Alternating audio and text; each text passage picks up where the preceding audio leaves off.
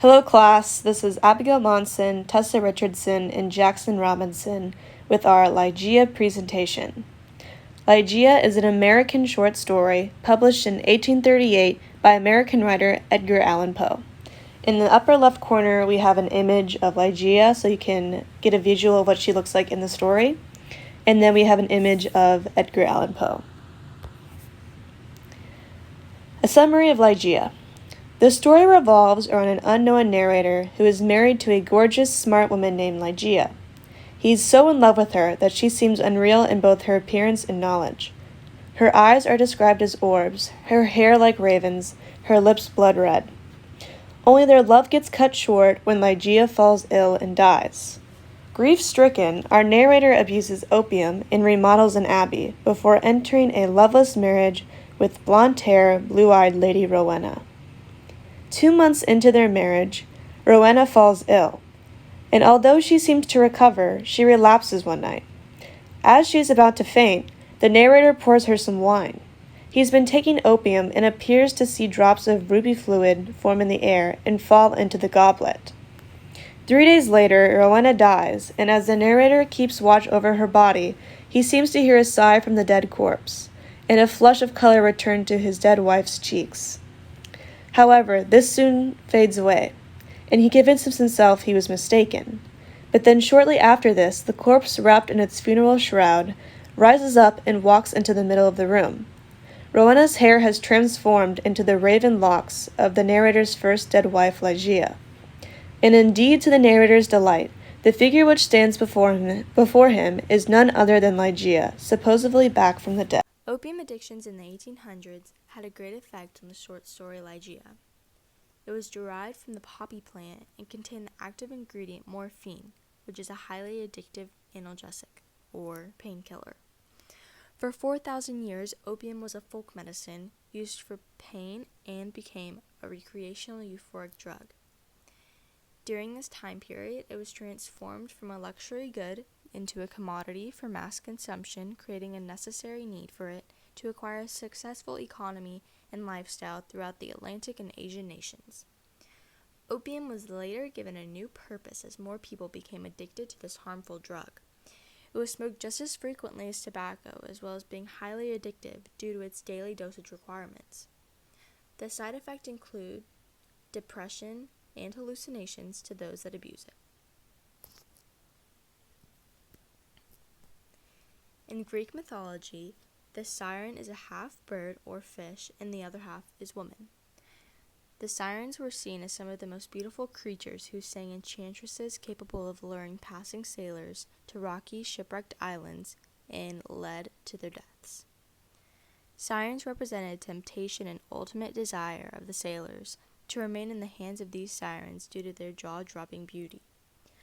The only way for a siren to die is if anyone is to survive their majestic songs.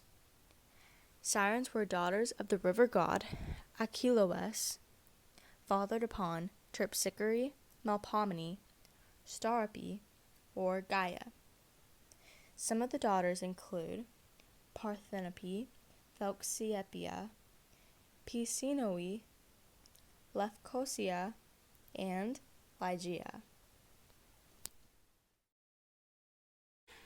Her voice grew more gentle, grew more low, yet I would not wish to dwell upon the wild meaning of the quietly uttered words.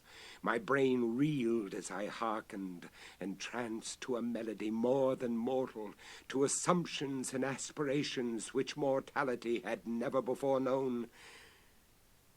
That she loved me I should not have doubted. And I might have been easily aware that in a bosom such as hers, love would have reigned no ordinary passion. But in death only was I fully impressed with the strength of her affection. For long hours detaining my hand would she pour out before me the overflowing of a heart whose more than passionate devotion amounted to idolatry. How had I deserved to be so blessed by such confessions? How had I deserved to be so cursed with the removal of my beloved in the hours of my making them? but upon this subject I cannot bear to dilate. Let me say only that in Ligeia's more than womanly abandonment to a love, alas, all unmerited, all unworthily bestowed, I at length recognize the principle of her longing with so wildly earnest a desire for the life which was now fleeing so rapidly away. It is this wild longing, it is this eager vehemence of desire for life, but for life, that I have no power to portray, no utterance capable of expressing. At high noon of the night in which she departed, beckoning me peremptorily to her side. Contributions to American Gothic literature. Edgar Allan Poe contributes to the ideas of Gothic literature in his short stories through the usage of darkness, death, and deception. Specifically in Ligeia, Poe contributes to American Gothic literature with the ideas of rebirth and reality versus fantasy. Ligeia's return at the end of the story shows ideas of rebirth and denial of reality, while the narrator is having hallucinations after Ligeia's death from his opium usage and addiction. He sees impossible things, contributing to the ideas of dark romanticism and obsession. Ligeia is also from Germany, which is known for having Gothic romantic traditions, which he contributes to his literature. Literary analysis. What Poe wants the audience to interpret from Ligeia is that despite death's inevitability, humanity has power over death. Opium. Opium's purpose has transformed from medical to recreational. This could represent his love for Ligeia becoming obsessive to the point of delusion. Although we are left with the question of whether Ligeia is resurrected through Rowena's body or not, the extremity of his addiction could be the resulting factor of this ending. Ligeia's beauty entraps the narrator, which resembles the bewitching ability of the sirens. In Greek mythology, the only way for sirens to die is if one of their victims survives their bewitching beauty and song. Therefore, we can infer through Ligeia's similarity with the siren that the cause of her death could have been the narrator.